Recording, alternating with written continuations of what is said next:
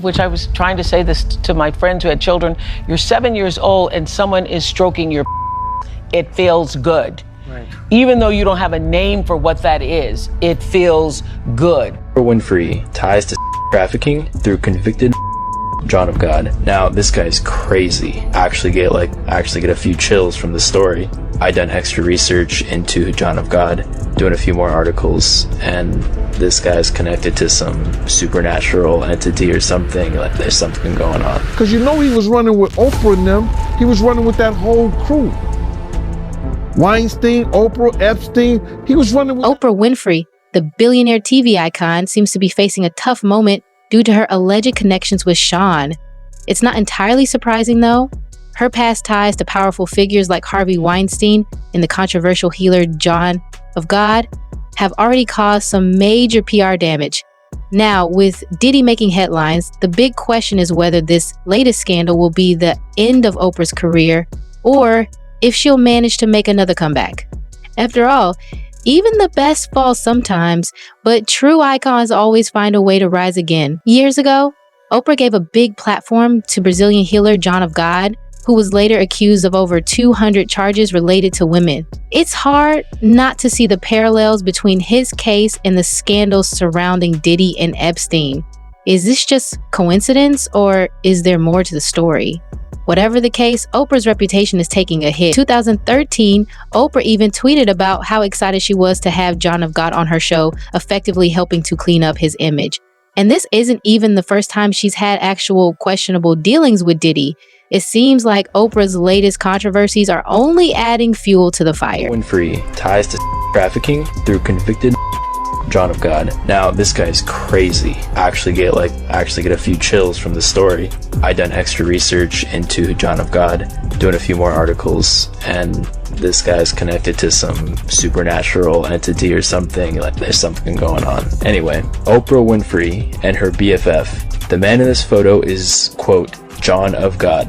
Oprah promoted him as a miracle healer. This man kept women chained to impregnate so he could sell their babies for organs, adrenochrome harvesting for trafficking, for satanic sacrifice, and who knows what else. He was arrested in December of 2018. Did you hear about it in the mainstream media? No. Of Oprah and John of God. This is John of God and Maria Abdonovich. Miracle worker or monster?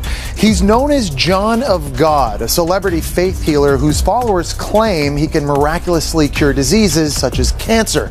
But now, the once beloved guru is accused of hundreds of women. And that's not all. Horrific allegations of baby trafficking and have also surfaced in a case that's sending shockwaves around the world. He grabbed my hands and he moved it behind me on his pants. And I was like, why do I have to touch your in order for me to get healing? Last year, Dutch choreographer Zahira Leineke Maus claimed she was twice by celebrity spiritual healer João Teixeira de Faria. He took it a step further. He penetrated me from behind. I can't even describe it. After Zahira's bombshell interview on Brazilian television, authorities were reportedly contacted by more than 600 accusers, ranging in age from 9 to 67, who claim they were by the so-called miracle worker. Faria's accusers include his own daughter, who says her father used her between the ages of 10 and 14. For more than 50 years, Faria has led a spiritual center in rural Brazil, where he claims millions have flocked for his spiritual guidance or healing. From eye scrapings and evasive nose probings to incisions in the skin, John of God has performed countless unlicensed surgical procedures, seemingly with no anesthesia on enraptured followers. We all have the possibility in our own way to be a medium for God. Oprah famously visited Faria at his center in 2012 and was overwhelmed by what she witnessed. What I just witnessed almost made me pass out. Faria claims he channels the spirits of dead doctors and biblical figures to perform his miraculous healings. He's also known to perform psychic surgeries, invisible procedures powered by a force he calls the entity. But late last year, Faria was indicted on charges and surrendered himself to police after being on the run. Since then, the disgraced guru has also been accused of running baby farms where girls were impregnated and then 10 years after giving birth. Their infants allegedly sold on the black market. Faria remains behind bars and will face trial on and charges. And joining us now is crimeonline.com's Nancy Grace. And Nancy, John of God has denied all allegations against him. So what evidence are prosecutors working with here? Well, I'm sure he has denied all of these claims.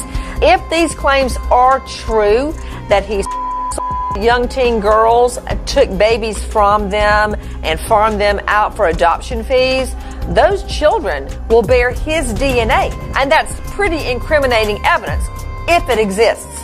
And Nancy, given his extraordinary celebrity, what's the likelihood, in your opinion, that this once revered guru will be convicted? And then what kind of sentence could he potentially face? You know, the reality is this, although I don't like it, I accept that it's true. When you are dealing with a celebrity, anything can happen. Everything can go sideways and you end up with a not guilty verdict. Now, in this case, regarding sentencing, if he is sentenced consecutively, which means one after the next, after the next, after the next, instead of concurrently altogether, he's looking at upwards of 70 years behind bars. Well, as always, Nancy, thank you so much for shedding some light on this very disturbing story. John of God was just the start of Oprah's list of controversial connections. Next, there's Harvey Weinstein, the Hollywood mogul and producer who was a close ally of hers for years. Oprah didn't just know him, she openly supported him. And looking back now, that hasn't aged well at all. With ties like these, it makes you wonder, did the queen of television unknowingly get tangled up with a group of shady figures?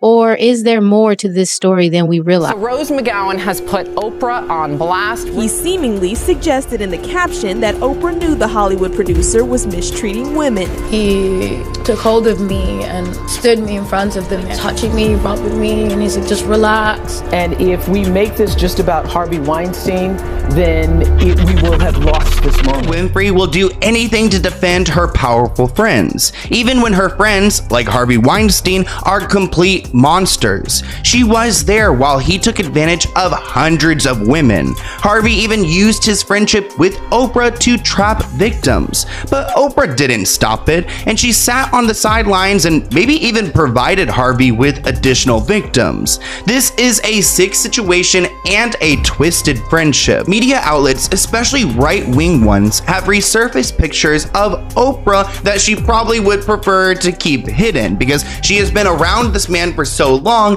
that really there's no way that she didn't know that this was going on. An aspiring actor who alleges that Harvey forced himself on her in his hotel room said that he used his relationship with Oprah to groom her. So Harvey would use his relationship with Oprah to go and flex on these other people and, probably make some offers that he was never going to keep. He just wanted to get them in the room so then he can go and harm them. One person told the media that they were impressed by Harvey Weinstein when they met him because he had Oprah swinging off his arm. They said, I thought obviously this man has something amazing in store for me, especially if he's got Oprah on his side. She's the same woman who met with Harvey in his hotel room to show off her reel, but he wanted to use her for...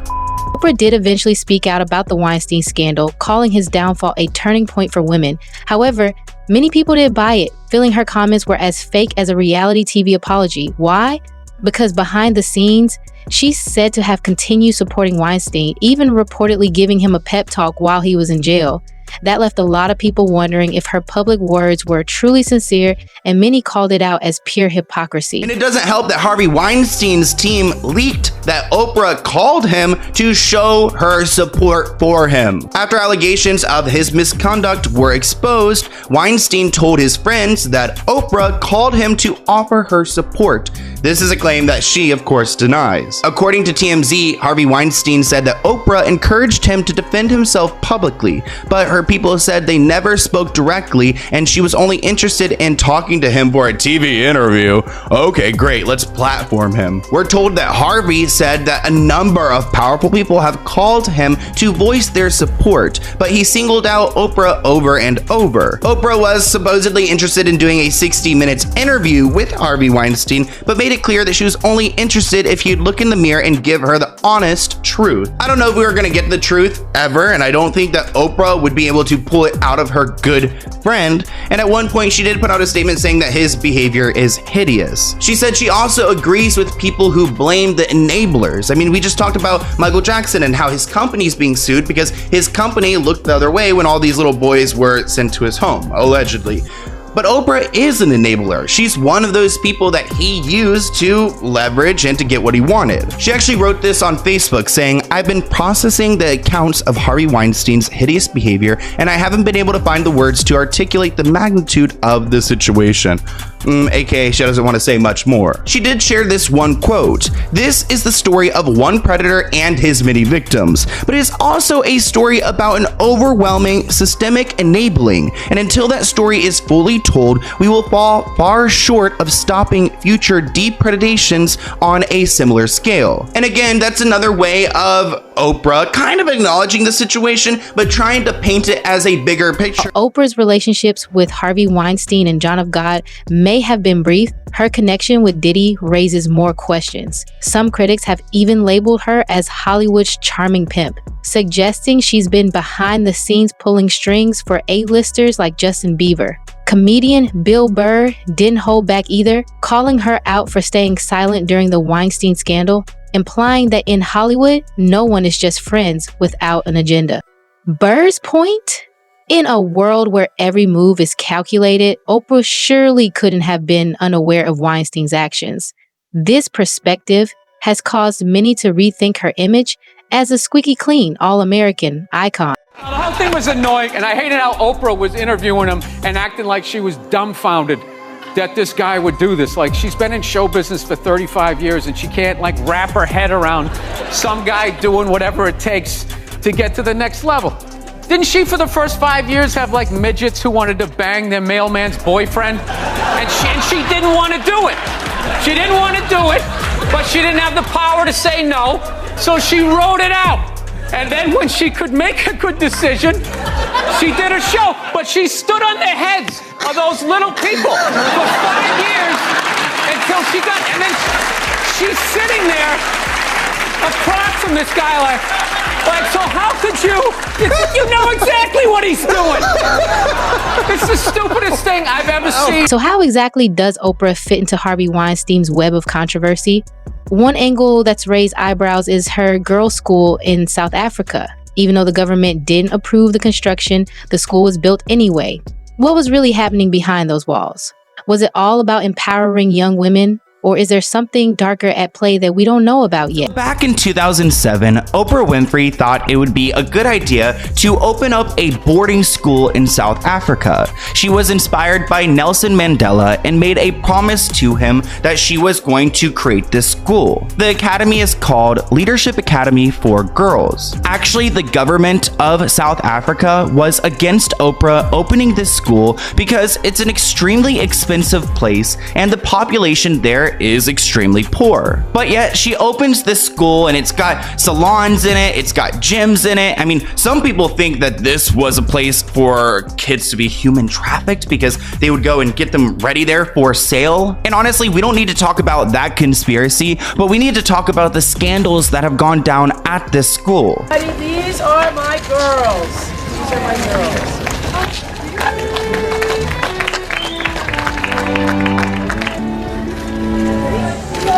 Oprah, look up and look out there. Right.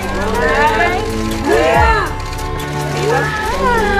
So Oprah built this $40 million school in South Africa, and they had 152 students attend. Oprah actually handpicked the 152 students who attended her school, but it wasn't long until some of these students were being harmed by one of the employees of the school. Her name is Virginia, and she was 27 years old at the time, and she was charged with 13 counts of getting inappropriate with the kids. Virginia got physical with at least 6 students aged 13 to 15. So these students were handpicked by Oprah to go and live at this academy, and one of these employees who is managing the dorm is physically touching them and doing things to them and harming them. This was a bad look for South Africa because they have had a problem with children being harmed at school by these employees. But ultimately, Oprah put them in this situation to be harmed by this employee. And this wasn't the only scandal that went down at this academy, but Oprah actually decided to travel to South Africa after the news broke about Virginia. She brought a team of investigators to go to the school and get to the bottom of what actually went down. 6 students of the 152 accepted students by Oprah to attend the institution, laying accusations on the dorm matron Virginia Tinley Basketball. She was accused of physical and that she had a plea of not guilty to this effect. It was quite a thing of shock and pain to Oprah to have this kind of allegation leveled against something having her name as a forefront. On returning to South Africa with a team of private detectives to investigate the allegations and personally to speak with the girls, Oprah said, "It has shaken me to my core that this is one of the most devastating, if not the most devastating experiences of my life." The news did not only reflect badly on her, but it also reflected badly on the nation.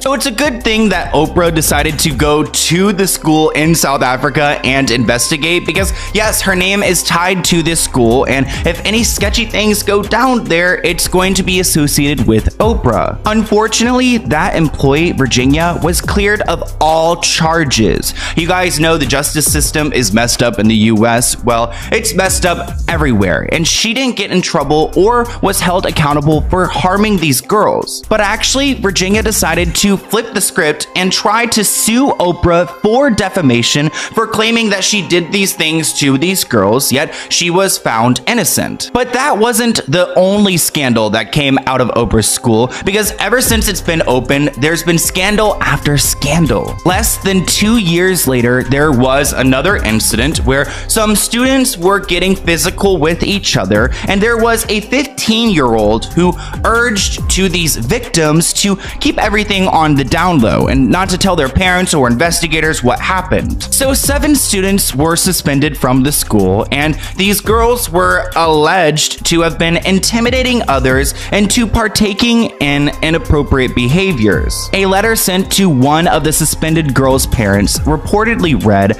"You have been found guilty of physical contact of an intimate nature with another person on campus, harassment, bullying of other girls on campus, and of being dishonest by not telling investigators the whole truth." So I don't understand why Oprah just went to this school like less than a year ago to fix things, yet this is still going on. I mean, how does this 15-year-old get away with preying on their schoolmates and coercing them into lying to officials about it? Now, this next scandal we're going to be talking about is extremely triggering, so I want to give you guys a trigger warning because it's about to get graphic. So less than 2 years after the second scandal, cops found the body of a dead newborn at Oprah's school. So pretty much one of Oprah's handpicked students who had not been identified gave birth at their school, which is located in South Africa. And I guess this student decided to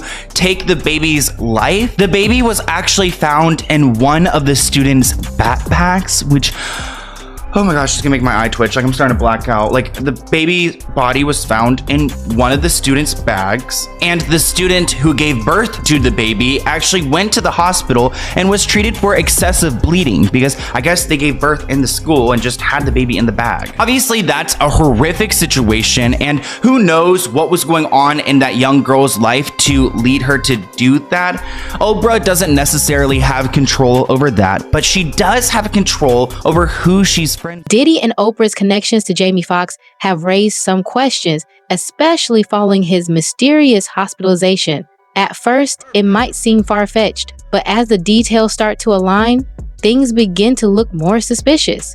Are these connections just coincidences, or is there something more going on behind the scenes? The pieces of this puzzle might be telling a darker story than we realize. At the time, I was partying so much and getting into a lot of trouble before the Oscars was coming up, and I got a call from somebody named Oprah Winfrey. Hi, Jamie Foxx, it's Oprah Winfrey. And I ended up having to go meet with her and says, Jamie, you got a real opportunity to win this, but you got to slow down. Because I didn't know it was a campaign. Yeah. You know what I'm saying? So she ended up taking me to a party. And at the party, it was at Quincy Jones's house. And Quincy comes up, hey man, you're doing a great job, man. That Ray Charles, man, you killed that son of a man. It's amazing, man. Oh my man, God. yeah, come on in, man. I see the records on the wall. And I said, hey man, they say I'm sleeping with everybody. And everybody yelling. I said, so I'm laying in bed with Oprah. I lean over to Gail and say, hey, crazy, yo, we getting together. Yo, Stedman, get us some juice. But Oprah was definitely rubbing your shoulders on her show. She was loving you, bro. We had a connection. If it was right, I didn't want to disrespect. That's right. You know what I'm saying? Theories started gaining traction after Jaguar Wright exposed a different side of Jamie Foxx, revealing him as someone far removed from the charming Hollywood persona we all believe. Once that information came to light, the connection started to make a lot more sense, and suddenly the dots didn't seem so random anymore. Jamie Foxx. What about Jamie? You've been in rooms. I know Jamie. What's your?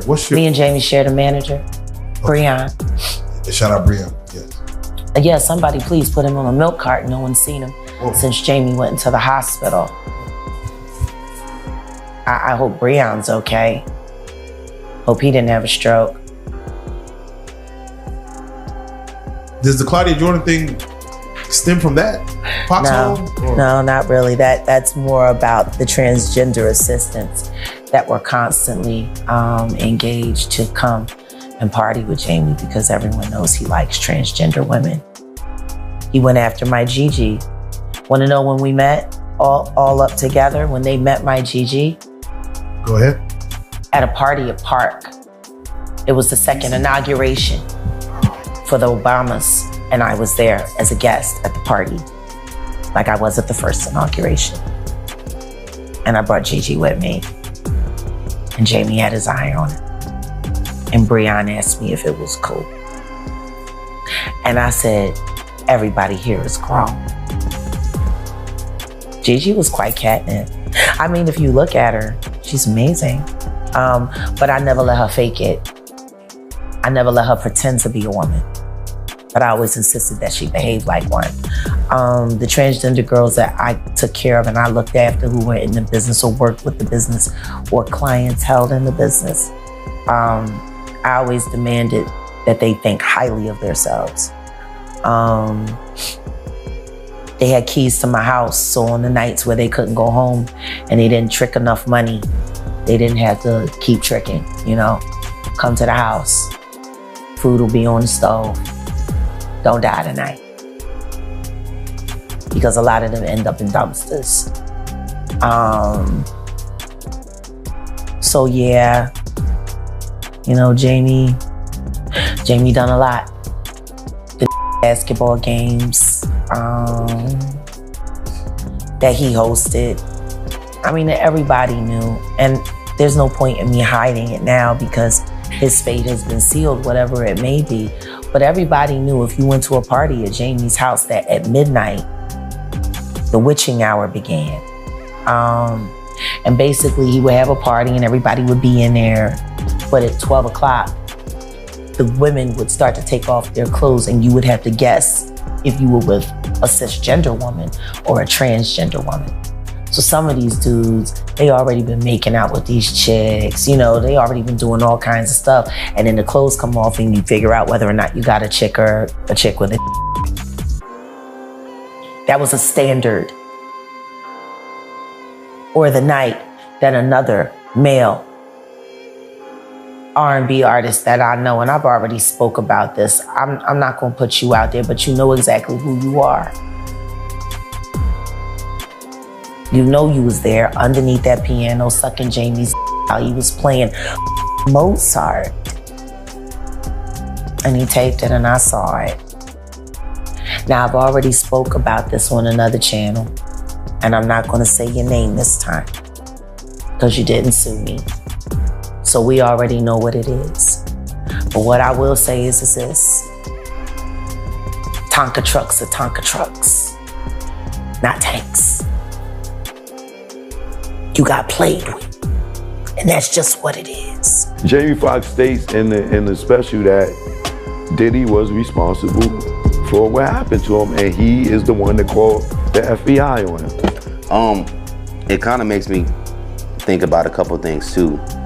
So we just talked about Jay-Z and Puff. There was also this allegation floating around that Diddy had set up Jamie Foxx, or that Diddy was the reason why Jamie Foxx got in the hospital. Did you hear that rumor? And what's the details that you understood what took place? Because all of us thought it was COVID related, and I think Jamie even saw a video of him talking about he had took something and then some time later he fell out. But what's going on with that? Well, there was a rumor, or I can't say it was a truth because I wasn't there, but there's been a rumor that the whole time when Jamie was out, for the industry insiders, Diddy had did that to him. Okay. He caught Jamie filming, allegedly, or whatever. They told Jamie to chill.